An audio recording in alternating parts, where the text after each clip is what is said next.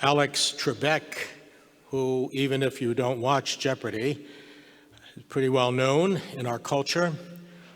Before his own journey of suffering and then death, and then during that, raised awareness and was quite an example of courage on a lot of different levels.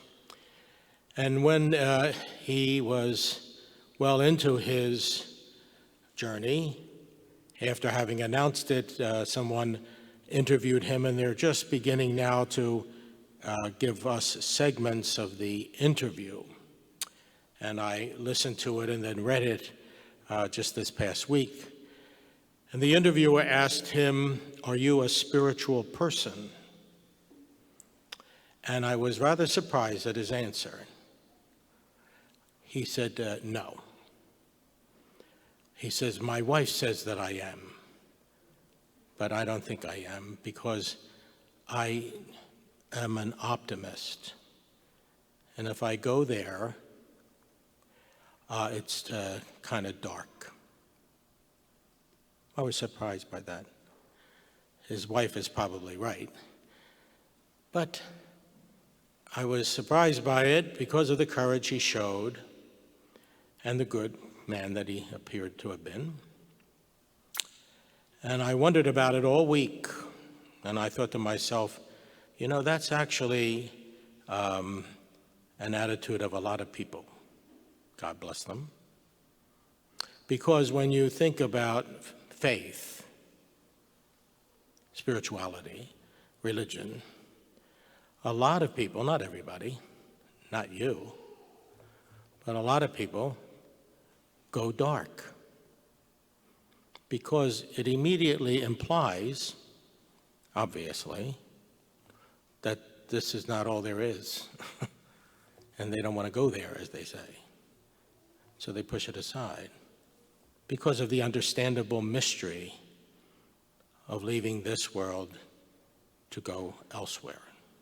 And they just don't want to do that. It's mostly fear, anxiousness. And it's sad. We may have people in our own family who even aren't anti anything like that, but they just stay away from it. And I think it's because it implies for them immediately the ultimate big questions. And the ultimate one. Well, today is Trinity Sunday. Trinity Sunday is all about putting all the pieces together that we started way back in November, like the weather is today, November. And it started with anticipating Christmas and this cycle. We've been through this for years and decades as Catholics.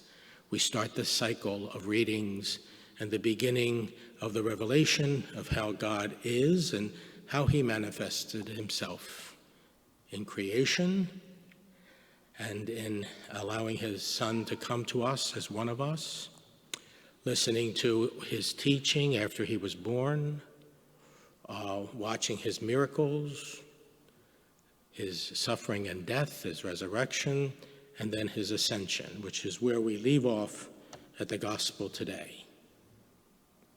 And he told us before that happened that he and the Father would send another personality of God, another way of understanding God, which is the Holy Spirit. And they were quite confused. They were good Jewish people. There's one true God. What do you mean? And before he spoke about the Holy Spirit, he said, I am the Son of the Father. There are two. And we're going to send the Spirit. There are three. That's what pagans have. They have many gods. So it was difficult for them. That's why St. Matthew reminds us that they doubted, even though they saw him risen from the dead and stayed with them for 40 days. So he revealed the Trinity, the Father, the Son, and the Holy Spirit. Three persons in one God, which makes no common sense to us at all, because it doesn't fit our linear way of looking at things and at life. There are 4 seasons, and they follow one another. You go from 1 to 2 to 2 to 3 and 4 and 5. Everything has a succession and are independent of each other. But Christ comes along and tells us, no, we are one, and we are 3.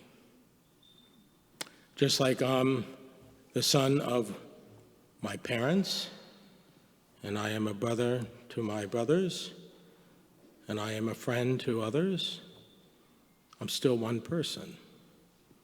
But I have a relationship, you have a relationship of different levels with a different person or persons. And so it is with God. God, we believe, has revealed himself in his creation and our own at our conception. He has revealed himself as a brother in the flesh, eating and drinking and teaching and suffering. And he is a spirit that is not confined to one place or time anymore, but lives in our hearts and among us, especially when we gather in worship. So if we look at the Trinity and try to figure it out by our bad math or our intellect, it's not going to absorb itself, and it's actually quite dry. It's the truth, but we're trying to apply our limited sense of things to a great mystery. St. Augustine was one of the great theologians of the church, and he wrote hundreds of books. And from his teachings, a lot of our Catholic faith have come from. And one day he was walking down the shore. It's a famous story. If you go to St. Augustine's church in Ocean City, you can see a beautiful mural of this over the front door. He was walking down the ocean, down the ocean side, and he saw a little boy frantically running back and forth from the ocean to this hole he had dug in the sand, going back and forth. By the time Augustine got there, he could see the boy was taking the shell and using it like a shovel and getting some water and putting it in the shell, and then running to the hole and pouring it in. And he watched him do this for a couple of times. And Augustine said, "What are you doing?" He says, I'm going to get all of that water and put it in this hole. And Augustine said, "You can't do that." And he said, "Nor can you ever understand the Holy Trinity." The immensity of God, in which we're trying to sort of siphon it into our limited understanding, even though it's well-intentioned. It's incomprehensible. We call it the beatific vision, when we will see God face to face, not with a human face or human eyes, but we will see his person, his personality, in 3 ways. And we will behold it, we're told, God willing that we're able to stay there in heaven for eternity and never get tired of looking at it. It'll be remarkable, and it will hold our attention forever and ever and ever and ever and ever. That's incomprehensible.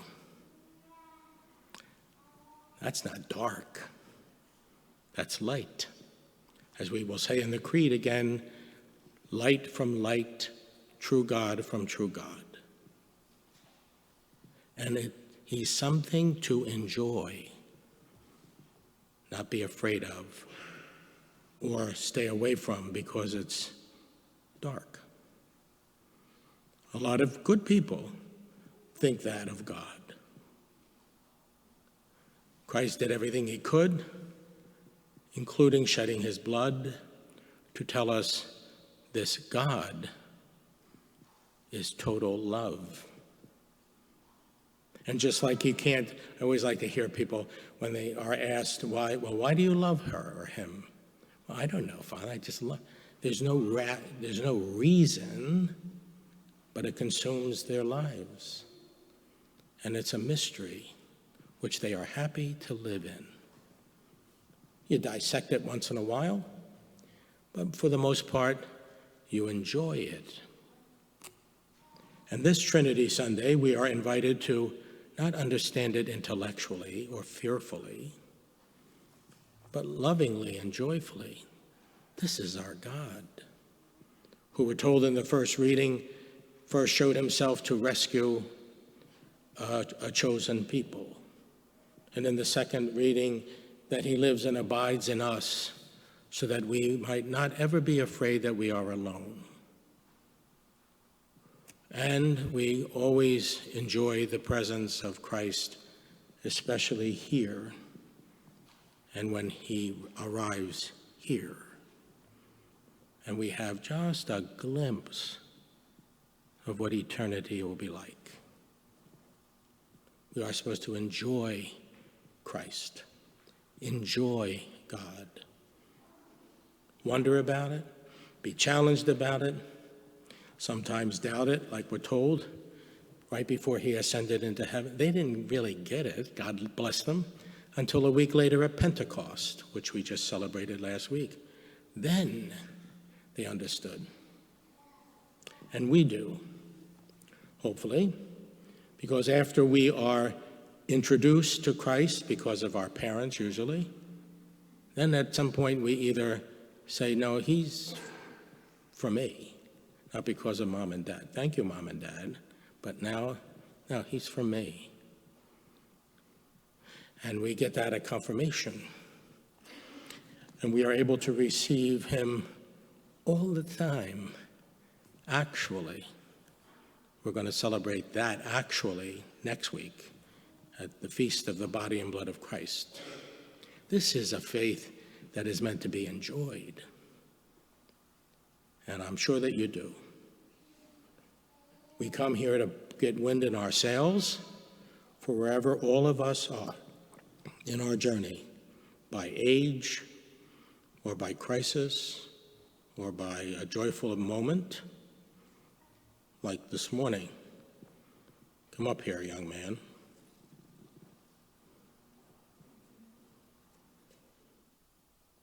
All the way up here. All the way up. I'm not going to bite you. Come here. Take your mask off for a moment. You don't have to wear it, but go ahead. What is your name?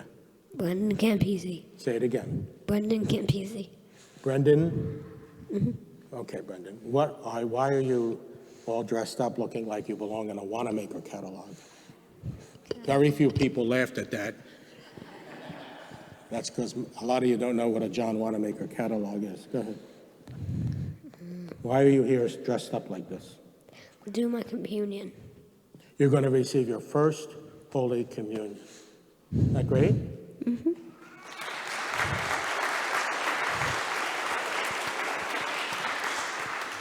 That's because you couldn't be here with the others, and so now you have the whole show to yourself. Right? Yeah. And you are going to receive Holy Communion, which is what? Everybody hold your breath now. Who are you receiving, actually? You know this. J-E-S-U.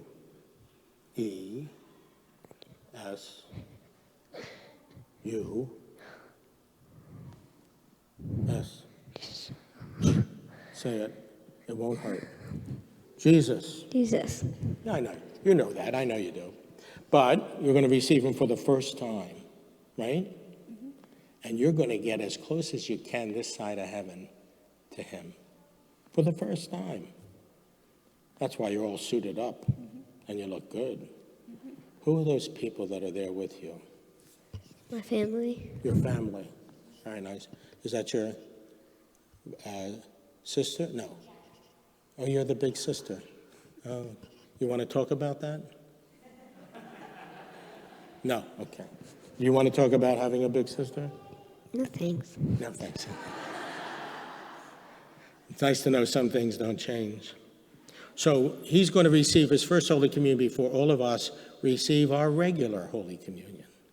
And God himself is going to feed him, and hopefully for the rest of his life, so that you can handle as best as you can your older sister.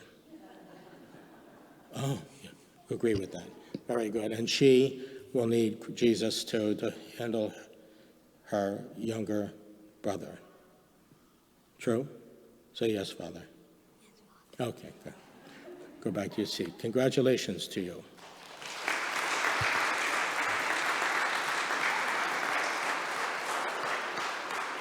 This stuff is not the stuff of darkness. Our Catholic faith is all about light, joy, and not just for then, but for now. What would we be like if we could not come to him in our own prayer, in the sacraments that we receive, in our knowledge that he is within us, walking around with us as a companion in our life, and not just one, but three. And when we receive communion, we not only receive the three, but we receive his mother, for wherever he is, she is. We receive the saints. We say it in the Creed. I believe in the communion of saints. A lot of them in your family. Good, hardworking people who live the faith. The angels who actually exist, not with wings and harps, but spirits on high looking at this beatific vision. This is God. And God is here and there and among us. That's light from light. Years ago, there used to be a TV show called Dragnet. Is anybody willing to admit that they remember that? Never mind John Wanamaker's. And they always had it at the end of the story, they had what they called the epilogue. And you found out what happened to the hoodlum, the villain. He served 7 years in the Los Angeles County Jail, and blah, blah, blah, blah. They put it all together. Well, this feast puts it all together for us. This is the epilogue of a long journey started in Advent, and we do it every year. It's the same story, but are we different than we were at this time last year? Yeah, darn tootin' we are. Is he? No, he's the same. But now we can see him and understand him differently. Our needs are different. And yet we keep on going into the mystery, just like spouses and families love differently as they move on. So it is with our God. So we take exception to, God love him, a good man, Alex Trebek, and say, no, that's not the God that I've lived by and that I want to live in and that I choose to follow so that I may live with him forever and ever. May God bless you all.